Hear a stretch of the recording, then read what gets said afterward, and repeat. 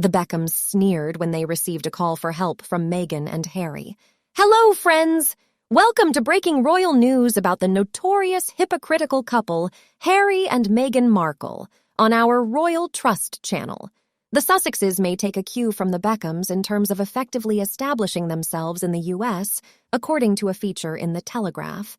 More than just relying on connections may bring success and popularity in the U.S.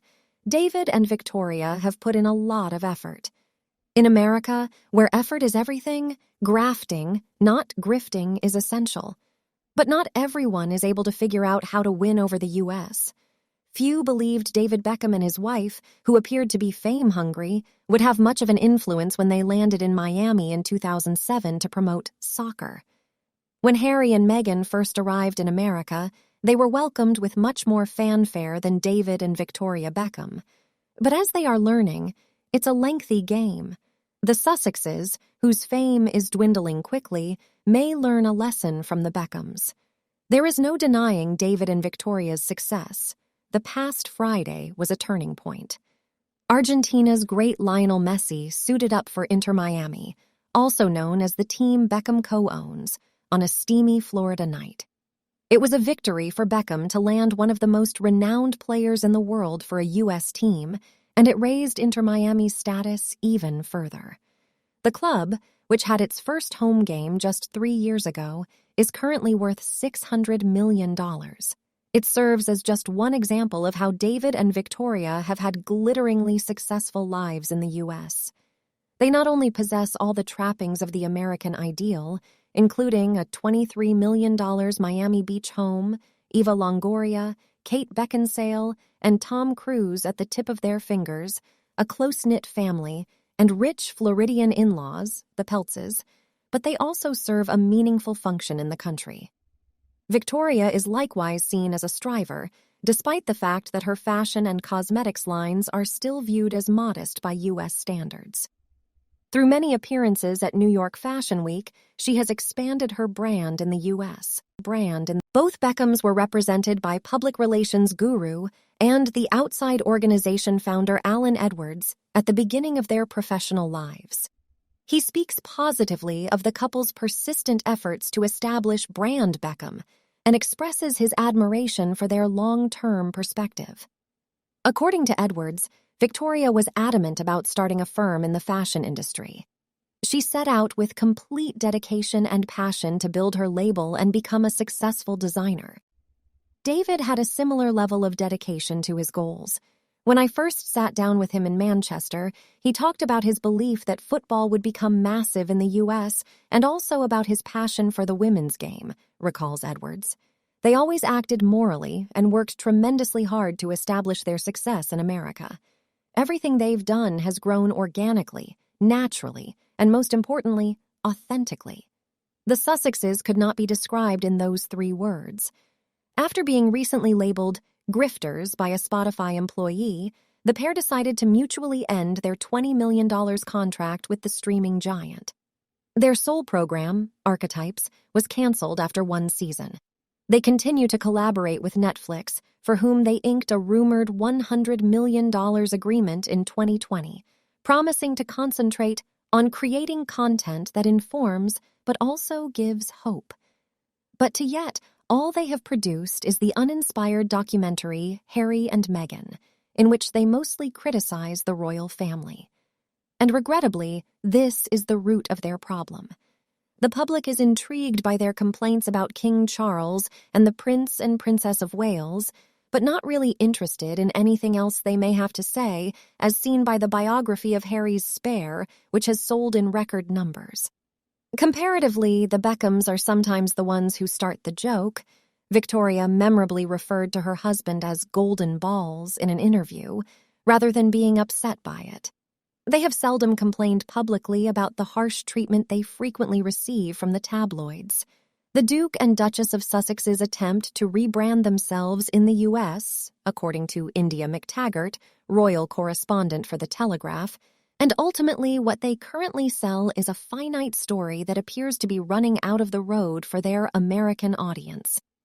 The Beckhams, meanwhile, developed a brand over decades of toil in their respective fields. she continues. It appears that the Sussexes have failed to identify their unique selling point in addition to their prior roles as working royals, and therein may lay the issue of what many Americans view as fading star power. When they switch to less royal-related programming, it remains to be seen if they can maintain their audience. While the Beckhams utilize their platform for good and not in a virtue-signaling way, according to PR guru Nick Eade, the same cannot be said for Team Sussex. He questions, I feel that Meghan and Harry haven't earned their stripes. What have they actually done? What contributions have they made to the U.S. economy? And whereas Harry and Meghan's actions are considered as aristocratic and exclusive, Victoria and David are seen letting their hair down, which Eade claims really engages the public. According to Jack Izzard, CEO of Rhizome Media Group, the Sussexes' incapacity to symbolize the American ideal is what has prevented them from breaking through in America. In contrast to the Sussexes, the Beckhams embody the American dream in a way that the Sussexes never can, he says. The Beckhams have both obvious talent and extraordinary work ethic. The Sussexes, on the other hand, radiate entitlement in a very un-American manner. Because one of them is American, that is ironic. The Sussexes, according to Izzard, do not exhibit the same level of humility as the Beckhams. David has leveraged his celebrity to further good deeds as a goodwill ambassador for UNICEF, but he never attempted to overshadow that cause, in contrast to the Archwell Foundation, which feels more like a personal flex than a charity. Humor, rather than a must-I-endure this mentality, also helps a lot. Another London-based PR who once resided in New York claims that Victoria always understands when to offer a journalist a cheeky statement that is not entirely complimentary, but would make a fantastic headline. She is astute and clever, and she makes good use of her sense of comedy. People like Meghan, who want to control the narrative and only present themselves in a favorable light, fail to comprehend that humor and the willingness to admit a shortcoming are liked by the people. When a South Park episode featured a couple that had a strong resemblance to Harry and Meghan, the U.S. media, which had previously been fairly polite about making fun of them, seemed to rediscover its sense of humor. In his Netflix special, comedian Chris Rock made fun of the couple, dismissing Meghan's accusations by claiming some of that shit she went through was not racism, but rather in-law behavior. This made the country laugh once again. Harry and Meghan apparently did not join in the laughter and were so offended by South Park that they considered suing.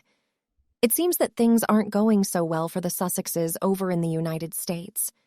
According to polls conducted by Newsweek between December and March of this year, Harry's popularity in the U.S. fell by 48 points, while Meghan's fell by 40.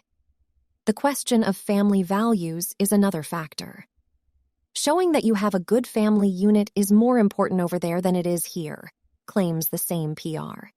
The Beckhams have been married for many years and are frequently shown with their 4 children, as well as all of their grandparents and siblings, despite the fact that Harry has, as we all know, made many family secrets public. Most of their family on both sides are now distant from them, which is problematic. In addition, despite having millions of dollars in the bank, the Beckhams are frequently shown as maintaining quite ordinary lives. While Harry and Meghan keep secretive in their exclusive Montecito neighborhood, David frequently buys his lunch at Enriqueta's Sandwich Shop, a budget-friendly restaurant adored by Miami residents. He waits in the queue for coffee at little neighborhood shops most mornings. Speaking of lines, David gained a lot of admirers when he waited in line to pay his respects to the late Queen last September. Harry and Meghan both exude an air of entitlement, even though no one would expect him to wait in line to see his own grandmother. The Sussexes allegedly sought U.S. President Joe Biden for a ride home on Air Force One after the funeral, a request that was vehemently rebuffed. One PR specialist claims, "The Beckhams live well, which Americans expect and admire, but also they spend their own money, and that is key. They're not scroungers, and they never have been." Harry and Meghan are put in a challenging situation by all of this. It is becoming increasingly obvious that their strategy has to shift as the U.S. cost of living issue strikes. But how can you succeed professionally if all you are known for is your family? Harry and Meghan could think about calling Brooklyn Beckham at this point. Here, an expert comments, "The main difference is their work ethic and commitment to succeed without demanding instant recognition. They quietly establish themselves not by using a title and the royal family to sell nothing but their narcissistic selves. The Harkles have no product but themselves, but people aren't buying anymore because they aren't good." Besides their work ethic and steady pursuit of professional goals, the Beckhams started with talent. Victoria was a member of a wildly successful pop girl band that achieved worldwide fame, Spice Girls. They reached the sort of pop superstardom where they even had a movie, dolls, and impacted fashion and pop culture.